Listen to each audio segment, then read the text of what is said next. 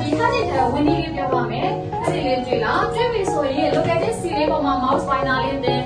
ပြီးအဲ့ဒါကို double click နှစ်ဆက်ဆက်တိုင်းနှိပ်ပေးပါ double click လေးနှိပ်ပေးပါ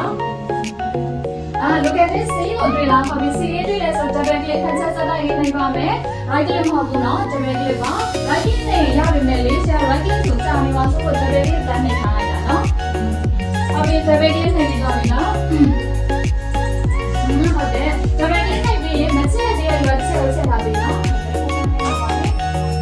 ဒါပြီနော်ဟုတ်ပြီပေါ်လာလေးရောက်သွားပြီလားဟုတ်ပြီအဲ့တော့ဆက်လို့တောင်းဆွဲရပြီလားရပြီဆိုလို့ရှိရင်ဒီချက်ကိုလေအပေါ်အထူအောင်ဘာတိုင်းလေးကိုကြည့်လိုက်အဲ့တော့ new folder ဆိုတဲ့စာသားလေးတွေ့လားအပေါ်အထူအောင်ဘာတိုင်းလေးမှာလေ new folder လို့တွေ့လား